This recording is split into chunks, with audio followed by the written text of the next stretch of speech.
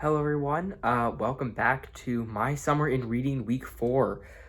This is the second week in July 8th to July 14th, and I did a lot of reading. This is the week I've read more than any other, and so I have a lot of books to talk about with you.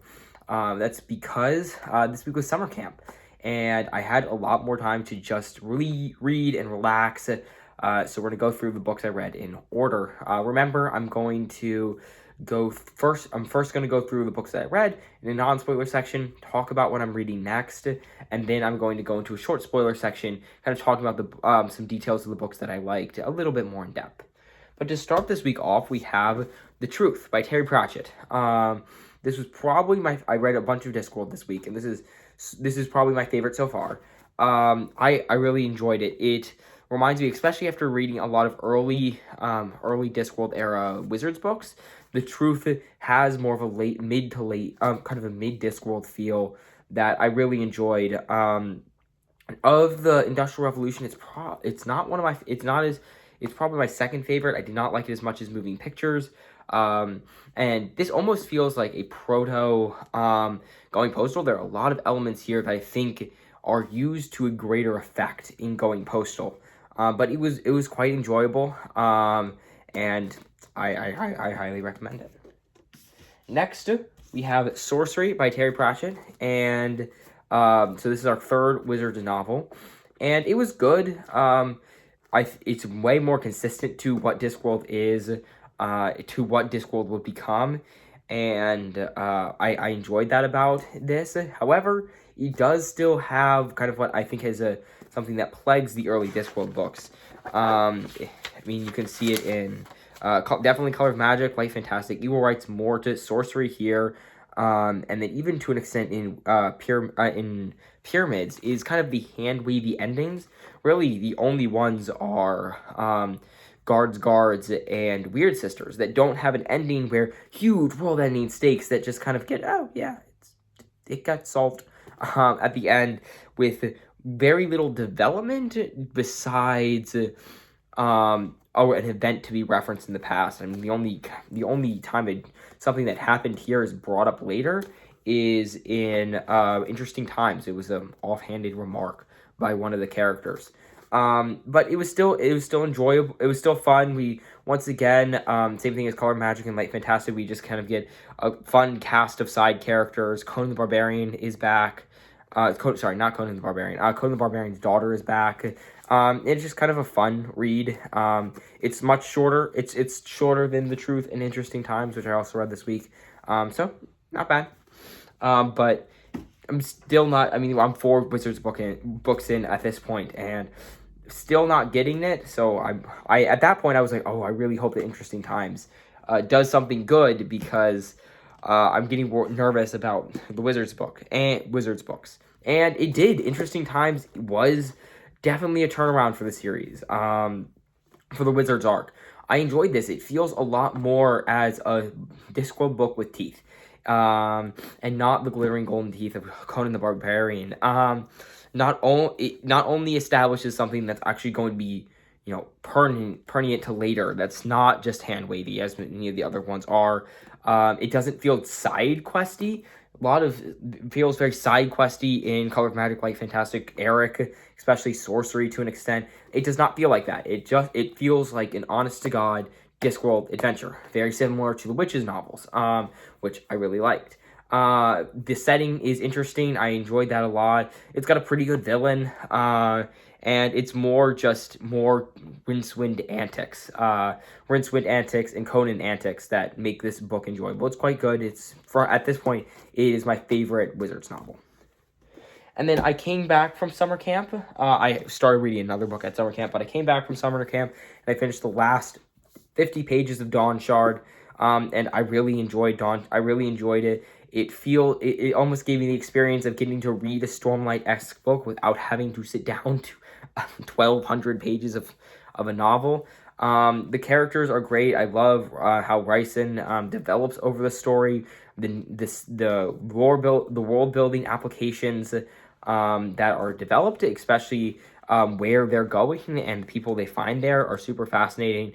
And Morlopen is great, and I'm interested to see kind of, especially with his realization at the end of the novel, how he's going to act differently in Rhythm of War, which makes me really excited once Arcanum Unbound gets in to finally read Edge Dancer to see kind of what differences are actually seen with Lift from Words of Radiance to Oathbringer, because I haven't read Edge Dancer yet. Those were the books I read this week, and I started 2 more. The first one I started was The Last Continent. This is sixth Discworld Wizards novel, and this is definitely my favorite by far. This is a book that I think will join the upper echelons that Going Postal, Guards, Men-at-Arms, Small Gods, Reaper Man. This is so enjoyable. Not only does it split the cast perfectly, giving us more of the Arch-Chancellor and Ponder Stibbons and all of the Unseen University staff, in addition to giving us than just the Rincewind perspectives, which because they provide so much comic relief to the story. The setting is amazing. The setting is great. It's the best wizard setting, I think, by far. And I'm about 70 pages in, but I'm already enjoying this much more than all the other Wizards book. This was definitely like, oh, finally we have a Discworld book, we have a Wizards book that lives up to the greatness that some of the other arcs were able to achieve. So I'm really excited to finish this one next week. And then I'm not very far. I'm about 50 pages into Mistborn Secret History. And it's enjoyable and it's interesting, less for like a story perspective and more from a lore perspective, especially now that I'm coming up on the end. I only have 2 full-length Cosmere novels left to read, Yumi and the Nightmare Painter and Rhythm of War, and in addition to pretty much all of the novellas besides Dawnshard. So getting more lore applications here, I'm glad I waited for this one, and now I was a little fuzzy. I'm like, when is this happening? Because Mistborn was the Final Empire was the first Cosmere book I read, like a year and a half, nope, over a year ago. But I'm enjoying it. I'm enjoying Kelsier's perspective, and I think that this is going to definitely expand kind of what I know about the Cosmere, and I'm really looking forward to that. And so those are the 2 books I'm reading next. After that, Unseen Academicals will probably be next, and then I'll finally finish Frugal Wizards. And we're just waiting for Yumi, Arcanum Unbound, and Rhythm of War to come in, and The Last Hero to come in from the library to kind of finish all of that up. Yeah, that's pretty much it. I'm going to stop here, and I'm going to get right into the spoiler section.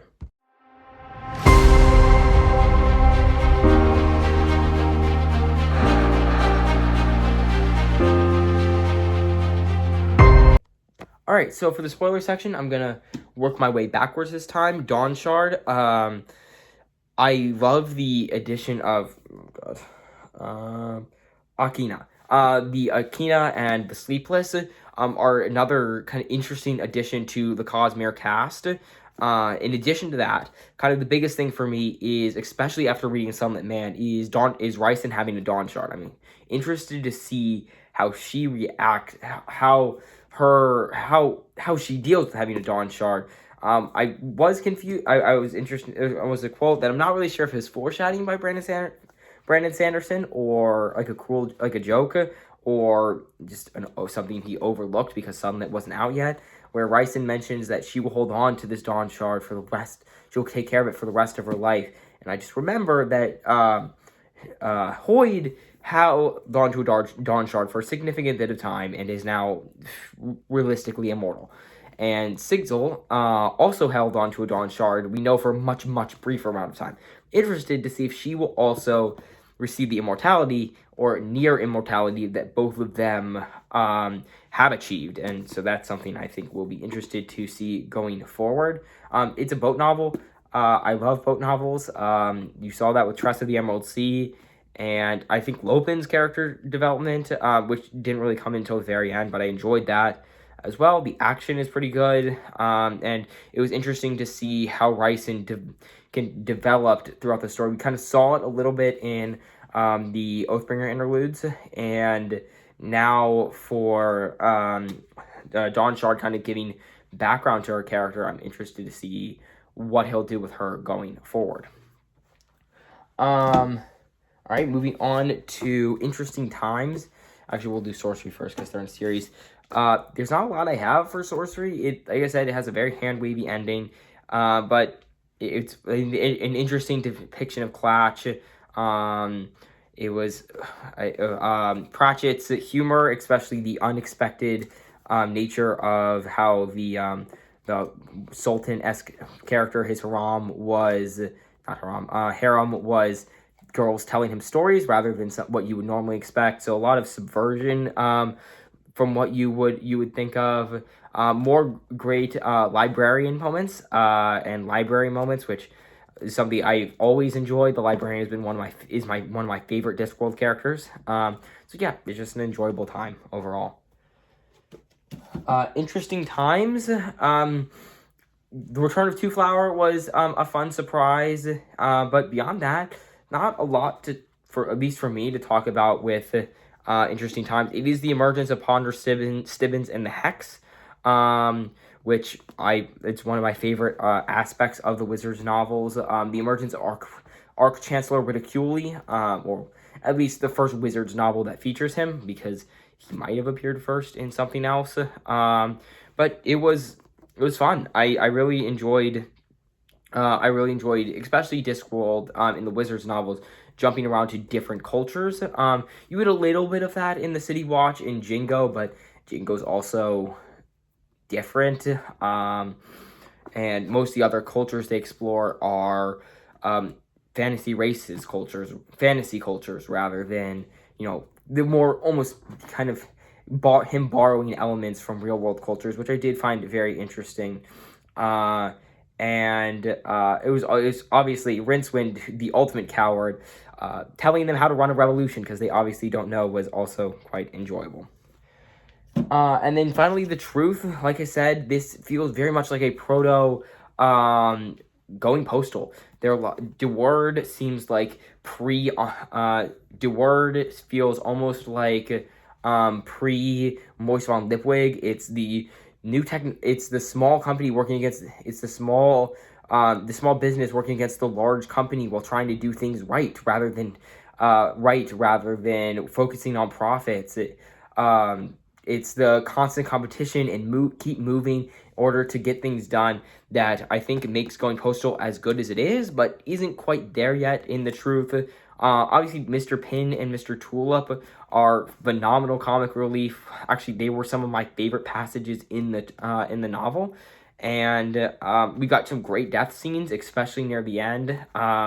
So great death in this book, but yeah, it was just a good time. And definitely ranks second among the Industrial Revolution books. But thank you so much for watching. Those are the 4 books I read this week and the 2 books I started. Thank you so much for watching. A lot of views on some of my previous videos, especially throughout this week. So thank you guys so much for tuning in and interacting with my content. Thank you so much, and I will see you next week for week 5, I believe.